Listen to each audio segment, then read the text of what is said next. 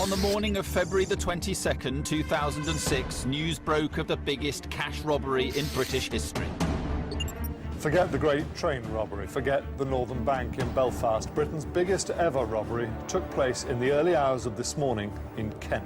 It was a crime like no other. Hunting for the clues to hunt down the robbers. The search is on for the armed gang. A raid on a cash depot during which robbers made off with an incredible £53 million.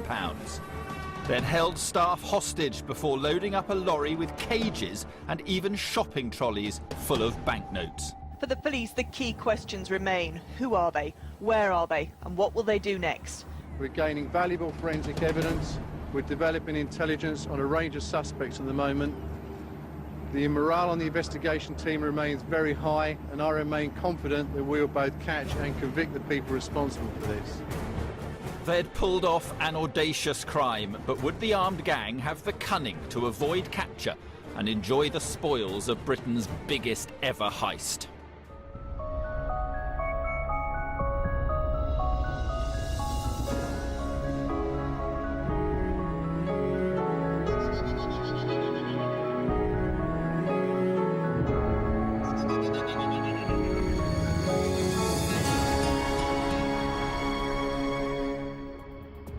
The Great Train Robbery in 1963 is, for many, the most famous heist in British history.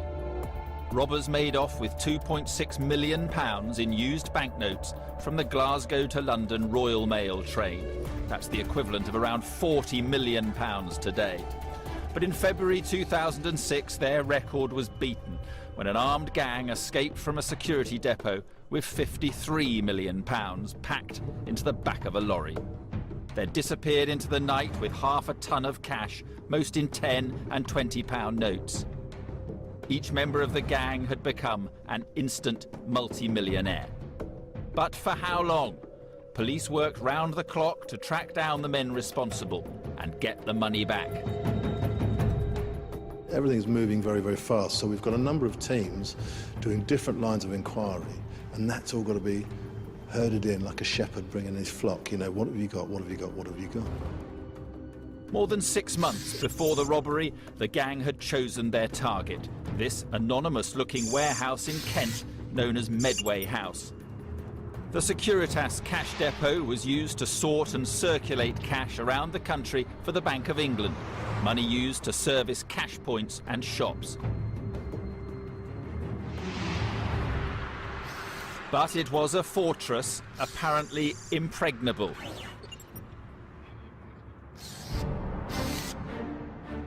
The compound was surrounded by CCTV cameras and high steel fences.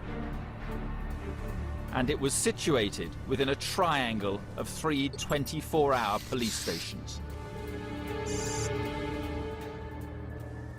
Pulling off the biggest cash heist in British history was never going to be easy. It would take months of meticulous planning and just one night to execute. First, the gang was assembled. Transport, weapons, disguises needed to be sourced, money laundering and escape routes planned. But most of all, they needed to find a way to evade the massive security at this cash depot. They fixed on this man, manager Colin Dixon. Married with a child, he'd been with Securitas for 4 years. He was the man in the know, the one who could get them inside the building. They decided upon a tiger kidnapping, which is a trusted formula with bank robbers, whereby you kidnap an executive, a senior worker in the bank or the cash depot. You hold him hostage, you also hold his family hostage, and then you make him help you under duress. Colin Dixon has never given an interview before. He is asked to remain anonymous because he still fears for his safety and that of his family. Tuesday, February the 21st, 2006, had been a normal day at work for Colin Dixon. At around 5:30 p.m, after he finished his shift, he began the drive home to his family in Herne Bay, 50 miles away. During the journey, Colin noticed what appeared to be a police car with flashing lights directly behind him. He pulled over. A man in police uniform approached his car. He told me to switch off the engine, leave the keys in the car, and started opening my door and asked me to go to the police car, which was immediately behind. The bogus cops claimed he'd been speeding and said they were driving him to the local police station. Instead, they drove deep into the Kent countryside. Colin Dixon suspected the worst. We pulled into a country lane, and it was there that the driver said, well, you'll realise now that we're not police officers. Just do as you're told and you won't get hurt. At this time, the handcuffs were really making my wrists sore.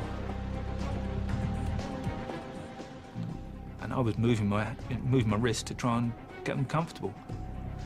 And the person next to me, there was quite a few expletives, and pulled a handgun, a pistol out of his waistband and said, this is a 9mm, this is to show we're not mucking about. He seemed to be getting very agitated. What I didn't want is for him to think I was doing something to try and, I don't know, escape or whatever, and the gun to go off. I said just now I was scared. Seeing a gun that close was very frightening. Later, he was told to get out of the car and was bundled into a white van. I was blindfolded, my legs were tied together, I was still handcuffed. I've got no idea what was going on. Well, I'd got a good idea what was going on, I suppose, that a robbery was going to happen and I was going to have to be part of it. I was also thinking, OK, at home, Lynn would be starting to wonder where I am, and there was no way I could contact her.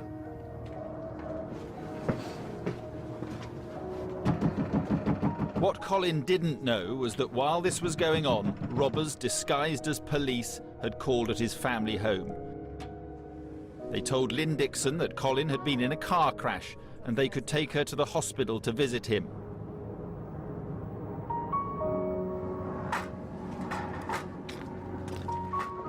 Scooping up her child, she got into the car with the men. Once in the vehicle, the robbers threatened to shoot her and her child if they didn't cooperate. They took her to the van where Colin was being held.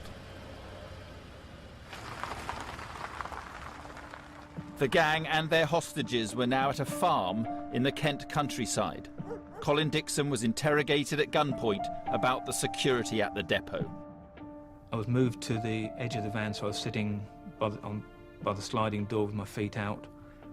And my wife came over to me and asked if I was okay. There wasn't much I could say other than, yes, are you okay? And that was it, virtually. They took her away again and moved me back into the van. And I think the thing there was, we're proving to you that we've got your family, so just do as you're told.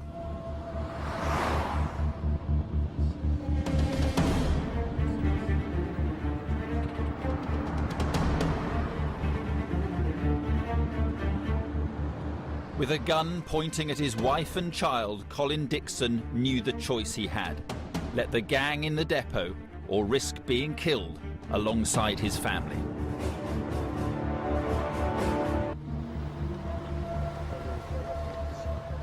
Under the cover of darkness, robbers disguised as policemen had kidnapped Colin Dixon, the manager of one of Britain's biggest cash depots. They were also holding his wife and child at gunpoint. And they were about to try to pull off the biggest cash heist in British history. As we got close to the centre, and I really could feel my heart beating, pumping at that time. Thinking, OK, what happens if things go right? What happens if things go wrong? If things go wrong, I don't know where my family are. If things go right, I still don't know where my family are, but if I could trust these people, bearing in mind that they were criminals, obviously, and they'd got my family away from me, what would happen? Would they keep to their word and release them? Almost 8 hours after he'd left work, Colin was back at the depot. With a gun in his back, he approached the entry control room. So I said to the guy in the control room, look, they've got my family, just do as we're told. And the gun was brandished, and he was tied up. Then forced to let in the car and the other robbers into the building. From there, it was very alarming, frightening. I wanted my staff to be safe. I wanted my staff to not do anything silly that could put my family at risk, because at that time I knew the car that we were in had arrived. My family could be anywhere, I just didn't know. 7 gang members armed to the teeth were now inside the depot. Meanwhile, the 14 staff were getting on with work as normal. Shift manager Alan Thomas was at his desk. His colleague Michael Lawton Zimmerman was sorting notes. Came in about 1 o'clock in the morning. Colin came in with what I suspected or I thought were 3 policemen. He walked in through the doors. He looked at me and he said, "Oh, I'm sorry, Alan." I thought perhaps they'd had somebody under surveillance, perhaps somebody had been stealing money and they'd had them under surveillance and they'd come in to arrest them. So I thought he was saying sorry because he was going to leave me short-staffed. But then the lead policeman pulled a gun out and stuck it into my face and shouted, you know, "Get down, get down." You, get up, get up. I managed to catch sight of the person who was behind him and noticed that he had a shotgun, and he was also wearing a mask, like a paintball mask. And then I realised that they weren't policemen, and you know, I better comply with what they were saying. You, get up, no! Down, down. And back. Where I was standing, there was a little partition barrier, so I couldn't actually lie down where I was, so I had to walk round towards him and lay on the floor, and he proceeded to cable tie my hands together, and as he done that, the rest of them went into the room where the rest of the staff were working.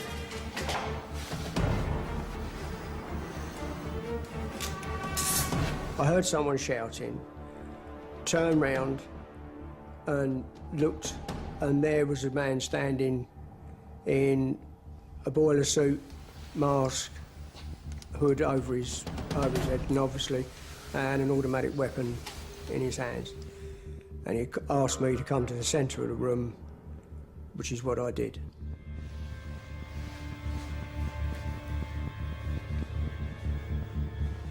I was aware of Colin Dixon to my left, and he said, "Don't do anything, they've got my wife."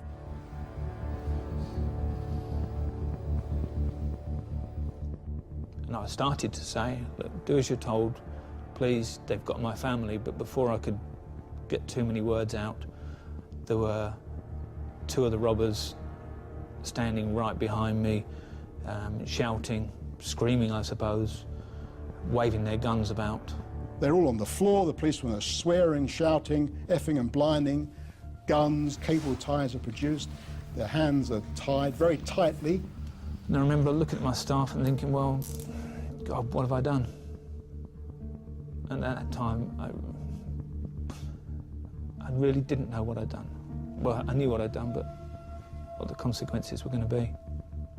One elderly man, his wristwatch is broken by the force that have been tied up with these cable ties. They're all soon in severe discomfort. They're very, very scared. They're manhandled, shoved about this depot. I was forced to let in the lorry into one of the loading bays. At that time, I had no idea at all that my family were in the back of that lorry. They knew who were there because they were asking, well, who is so-and-so? So that to me indicated that not only had they got an insider, but they knew exactly who was going to be in the building at that time.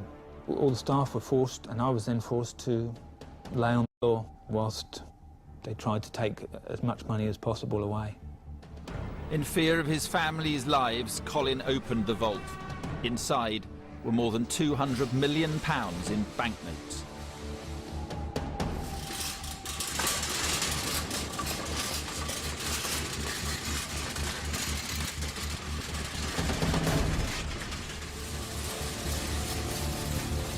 For the next hour, the robbers went backwards and forwards, filling their lorry with money. Using cages, holdalls, and even a shopping trolley. I was laying there trying to work out, okay, where do we go from here? But also, you know, how much was being taken? How long it was going to take before they actually had enough and would go and leave us. Wishing the time away, I suppose, wishing the time would go quickly. Well, then you start thinking, well, the longer it goes on, the more you start thinking, oh, what are they going to do here? You know, are we going home at the end of the night? You know, they've been here an awful long time. You know, standing here with a gun on everybody. You know, what are they going to do when they finish? You know, are they going to be happy just to leave us here? You know, or not? Hurry up! Come on, guys, get it in. Hurry up! Michael, a man in his 60s with a history of coronary problems, worried he would have a heart attack. We're trying to keep calm and try to not show any outwardly, you know, sort of emotion or anything like that.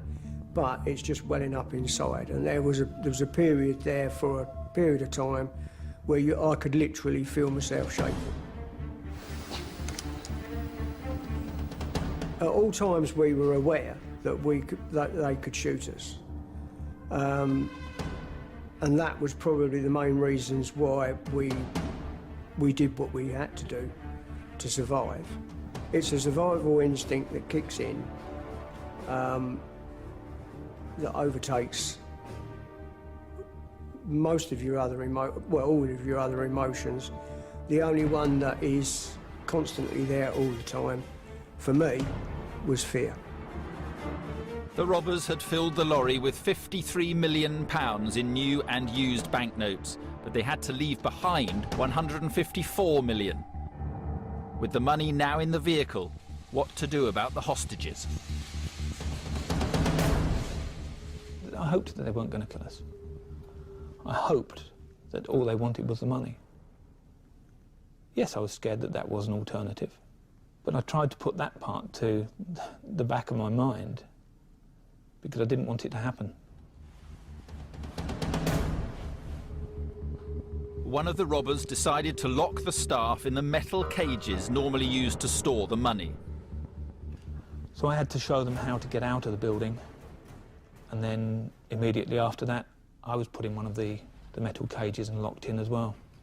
As they were leaving, they wheeled around the corner in the building, another metal cage, trolley, and in there I could see my family. Once we left in the cages, and then they left. The last thing they said to us as they left was, "Thank you for your cooperation," but they said it in a really sarcastic manner. And then they left. We all just sat there in the cages, not knowing whether they had actually left. Didn't speak or anything until somebody started kicking at his cage, and nobody came back in. So once we realised, yep, they've actually gone, then everybody started kicking at their cages. One member of staff had a key to unlock the cage she was locked in. She was then able to help free the others. Alan Thomas called the police. When I dialed 999, the woman, you know, she said, "You know, what service do you want?" I said, "Police." And she said, "What's happened?" I said, "Well, my work's just been robbed." She said, "Do you know how much has been taken?" And I went, "Millions." And I bet she thought, yeah, you know, because obviously she had no idea of, you know, what we were doing. But then one police car turned up, and it was a great sense of relief when you realised that they were genuine policemen. And they came in, and they just had one look around. And I always remember one of them looked at the other one and said, it was a policeman and a policewoman, and one of them looked at the other one and said, "They're going to have to get everybody out of bed for this." Come on! The gang had disappeared with £53 million. It seemed like the perfect crime, but within hours their carefully laid plans were about to unravel. A gang of armed robbers had pulled off the biggest robbery in British history. They were on the run with £53 million in cash. We know for a fact that this is organised crime at its top level. This is planned and executed with military precision. These people have terrorised 14 members of staff. These are callous criminals, they're professional criminals, they're an organised gang. We will catch these people. We've got the skills and determination and the resource to do it. Charged with leading the investigation was this man, Detective Chief Inspector Mick Judge. This is something that was unprecedented.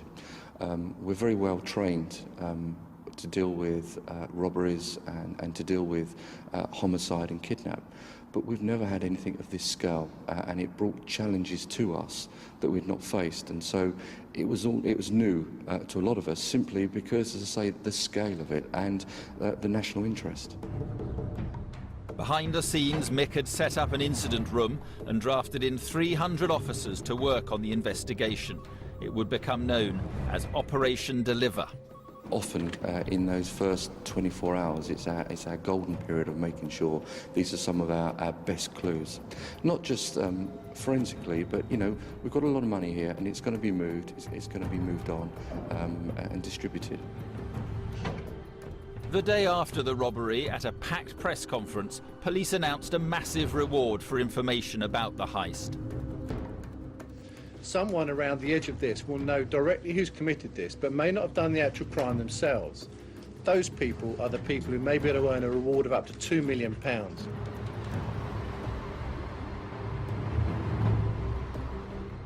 What the press didn't know was that same afternoon, police were about to make their first breakthrough. The robbers who kidnapped Colin Dixon and his family had pretended to be police officers, and he had seen their faces. Why would they take such a risk by revealing their identity? And this is a very high-risk thing to do. You risk identification at a later date. So they had to be wearing some form of disguise. And we did actually consider whether they may have had some makeup on. There was a bit of scorn originally about that from some people, saying it was a bit like Mission Impossible, the film. And then someone quite rightly pointed out so was stealing £53 million.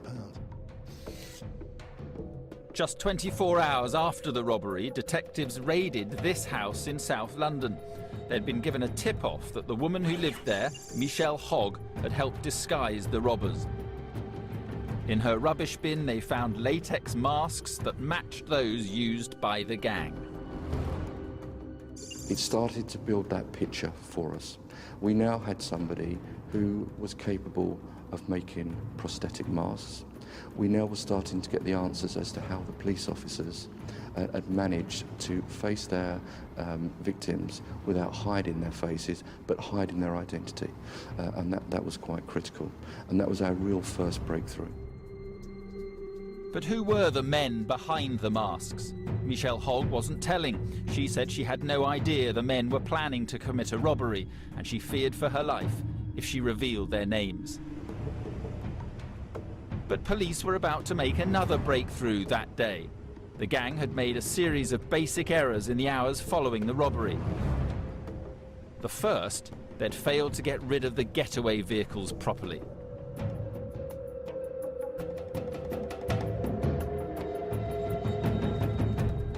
People think of George Clooney in Ocean's 11 and a sort of a slick, sexy, caper. But this isn't that at all. This is really an Ealing comedy made up of a bunch of idiots and bruisers and chancers who are a bit hopeless, sometimes quite amusing, sometimes a bit frightening, and generally an entertaining mix of all those things. One of the vehicles found by police was a van used to hold the Dixons. The red van, we call it a red LDV van, which had been disguised as a parcel force van, had been sold through various auction sites and had then been registered to business premises linked to Stuart Royal.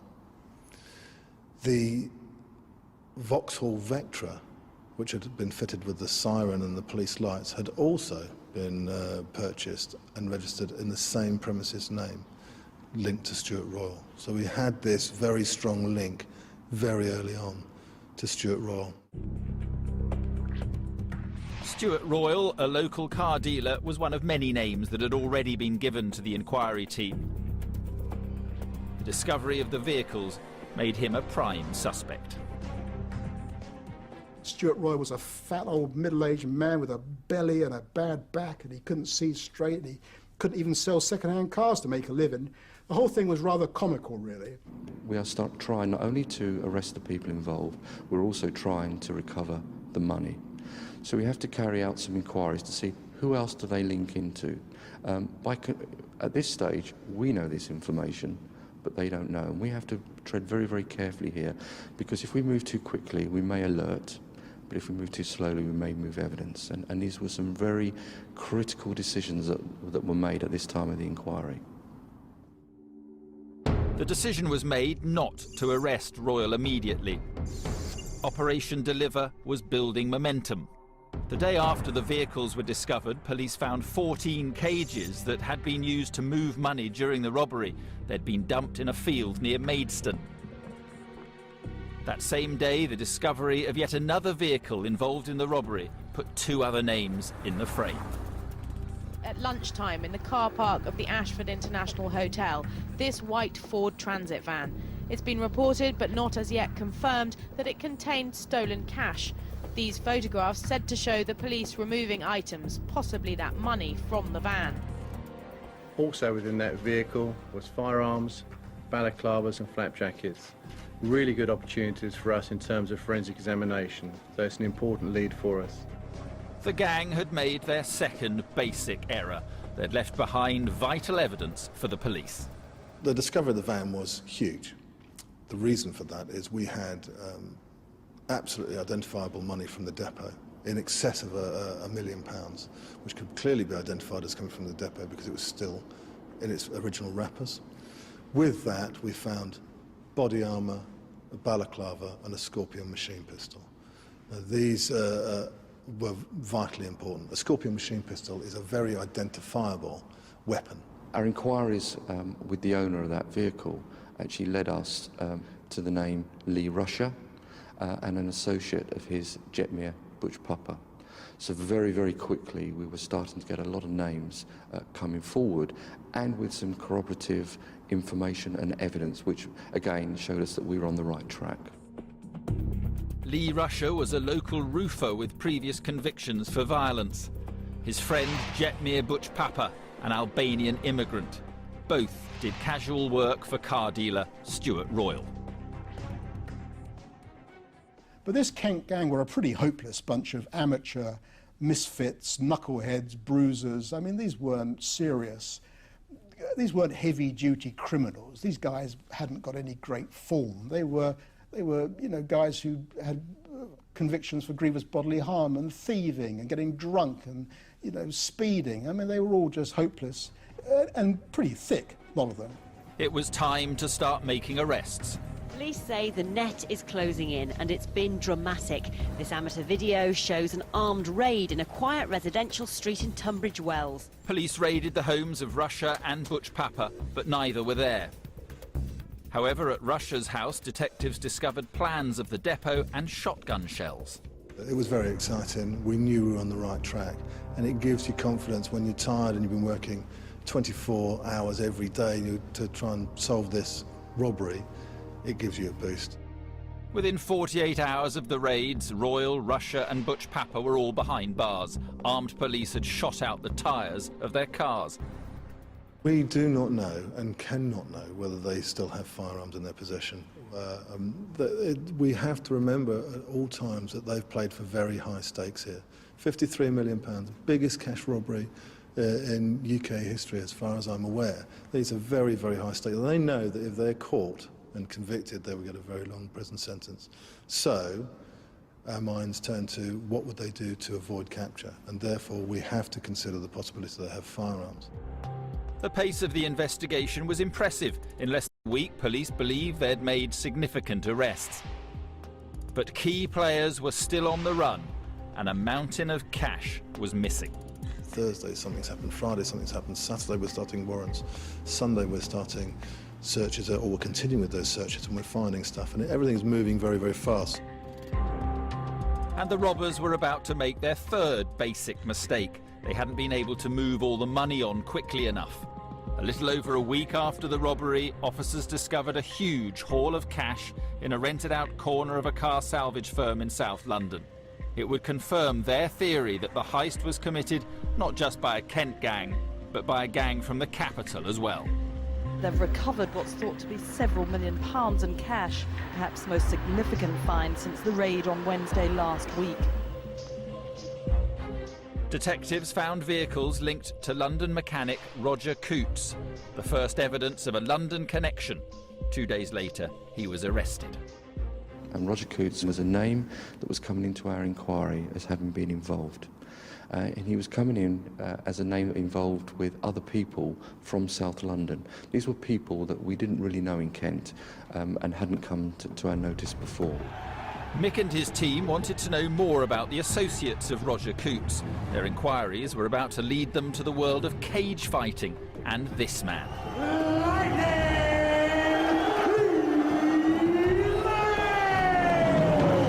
Oh, the hairs on the back of my neck are standing up, Rob. Everybody's hungry for this one. The fans just cannot wait. Lee Murray was a celebrity hard man, one of the biggest names in the sport, based on a mix of martial arts. Lee Murray, both men just trading blows. That's what the crowd want to see. Anderson Silva's taken a couple, and they move to Grand. His best friend was Paul Allen. Both grew up on the same South London estate as Roger Coutts. Lee Murray and Paul Allen's names were already within the inquiry. They'd already come in as part of our inquiries.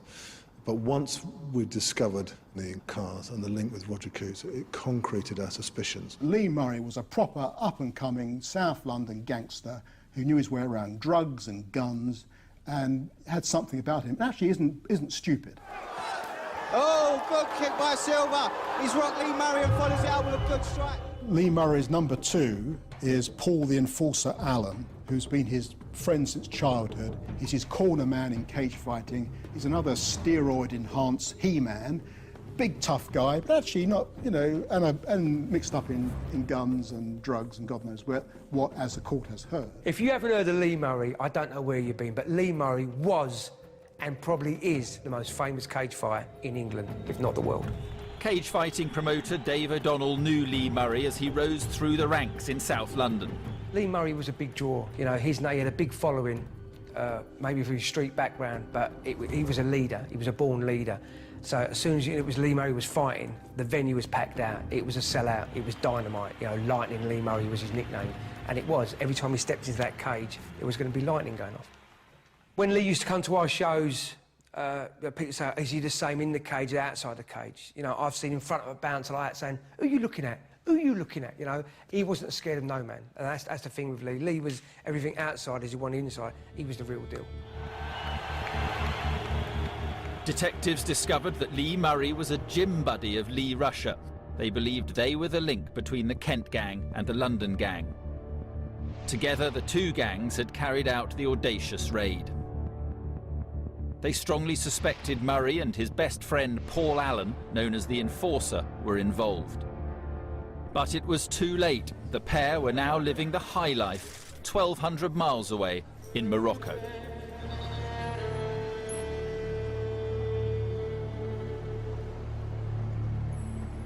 I went to Morocco and I investigated how Lee Murray's life in Morocco.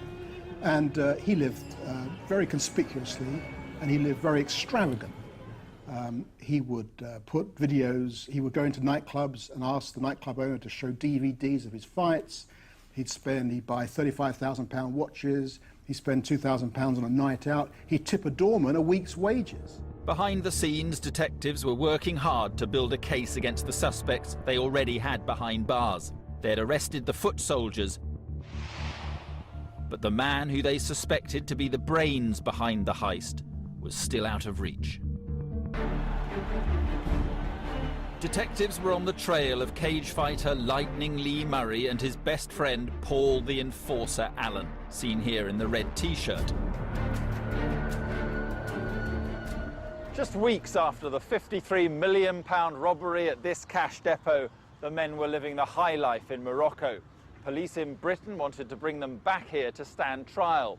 They'd tracked them down to the capital, Rabat, and with the help of local police, Kent detectives were ready to move in. Moroccan officers seized their chance when the pair were spotted at an upmarket shopping centre in the city. Al Jazeera flashes a news flash, it's a terrorist attack, because they think it's a terrorist incident. There's so many police involved, everyone's screaming, women are crying and fainting. It's absolute bedlam. Anyway, they finally get hold of Lee and the enforcer, tie them up, carry them out battering ram style into the vans, take them back to the villa where they've been living, where of course there's loads of drugs, cocaine. Both Allen and Murray were jailed for possessing drugs, while Detective Chief Inspector Mick Judge tried to get the pair extradited to face charges relating to the robbery. Meanwhile, back in Britain, police were preparing to put the other suspects on trial. In June 2007, less than 18 months after the robbery, the trial began at the Old Bailey amid tight security. The jury was told that the gang had an inside man who had helped them plan the robbery. It wasn't depot boss Colin Dixon, as some had suspected. It was this man, Albanian immigrant Ermir Husenai. But it turns out Colin was innocent, and the inside man was this clerk, this Albanian clerk, Ermir Husenai, old friend of Jetmir Papa. The jury was shown these images of Husenai here on the left. He had filmed the inside of the depot for the gang using a secret camera hidden in his belt. And there he was counting the money, you know, counting the 200 million quid that's piled up, you know, ceiling high in this place. And of course he's drawing the plans, he's filming, he gets a camera in there, amazingly, films the whole thing, smuggles the camera out, and he's their inside man. 4 months into the trial, defendant Michelle Hogg, here hidden under the umbrella, turned and became the prosecution's star witness. The makeup artist who had disguised some of the robbers dramatically decided to give evidence against them in exchange for the charges being dropped against her, a deal known as talk and walk. Michelle swears blind. She had no idea what it was all about. She was told it was all for a game that Lee was going to play. This is Big Lee, as she called him, Lee Murray. He was going to make a computer game about cage fighting called Hitman. And all these ragamuffin mates of his, Slippery Royal, even though he was middle-aged, short and fat, they were all going to be bit players in this cage fighting game, and they all needed disguises. She put names behind the faces. She actually told us who had been made up and what they looked like when they were made up, which then gave us who the kidnappers were, who the robbers were, and that was vitally important and a good decision in my opinion. In court, Michelle Hogg identified Stuart Royal, Lee Rusher, Jetmir Butchpapa and Roger Coutts. Her evidence was vital for the prosecution, and on January the 29th, 2008, after a 7-month trial, all 4 men, along with the inside man Husenai, were convicted of conspiracy to kidnap and rob. Good evening. 5 men, some dressed as policemen, were today convicted of carrying out the biggest ever robbery in Britain. Their plan to get into the depot was cunning. Their plan to escape was not. They left behind 3 times more money than they took, and they left the clues that eventually led to their conviction today. The robbers were given indeterminate sentences with a minimum of 15 years. The inside man, Husenai, was jailed for 20 years. Author Howard Soons was in court. Hogg had got her get out of jail free card, so she was scot-free. And Stuart Royal, Slippery, didn't even have the guts to actually face the verdict. Wouldn't leave his prison cell at Belmarsh for the actual verdict. Hadn't been in court for weeks. The only guys who faced the music, as one might say, were Russia, He took it like a gangster. You know, he was like a Corleone, double-breasted suit. He stood there, took it on the chin. Ermir, who seemed a bit emotional. Butch Papa, who, as one of his defence people told me, I said, your man looks cheerful. He said, well, he's pretty thick too. I mean, he didn't seem to know how much trouble he was in. I mean, he's not going to get out of prison until 2022. Make-up woman Michelle Hogg, who denied any wrongdoing, was given a new identity under the Witness Protection Scheme. Detective Chief Inspector Mick Judge was in Morocco when he heard the verdicts. He was about to bring Paul Allen back to Britain so he too could face trial. The authorities had agreed to extradite him. They refused, however, to extradite Murray. He had claimed Moroccan citizenship. His father was originally from the country.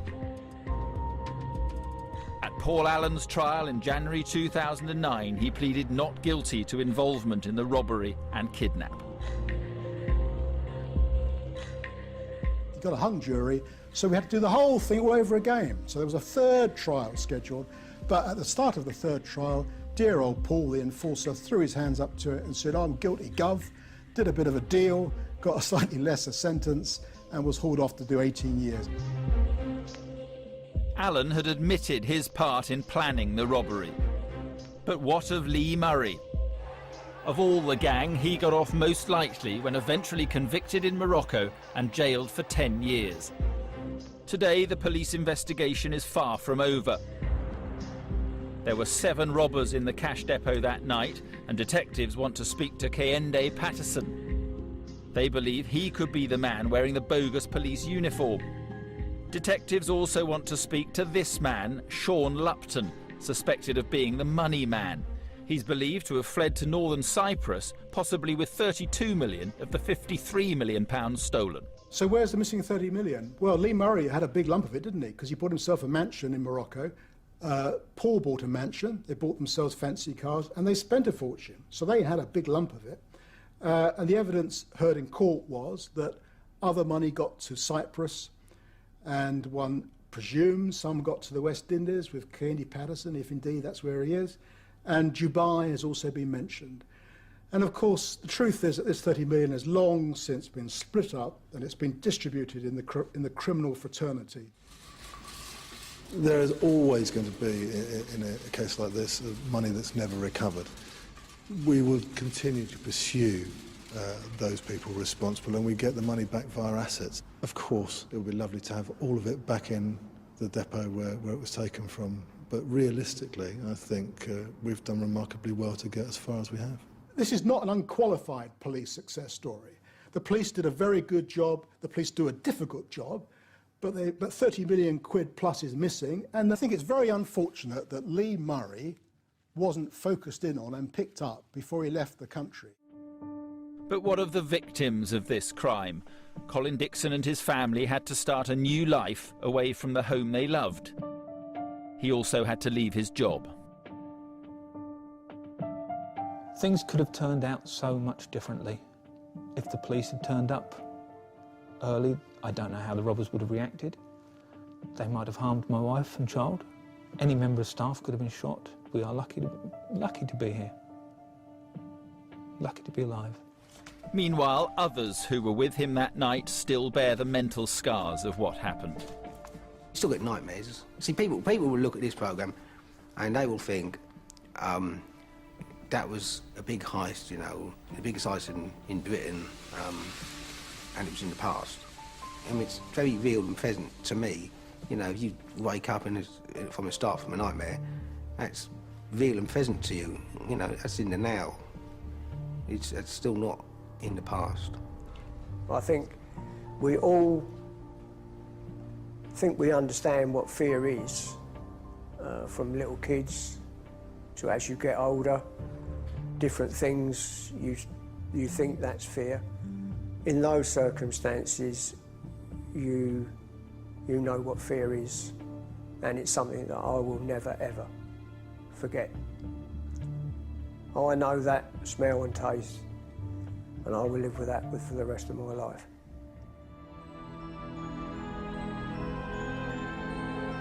Ahead of the Chancellor's autumn spending review, we investigate just how much our lives will be affected by the biggest cuts in public spending for decades. That's the Tonight programme on Thursday night at 7:30.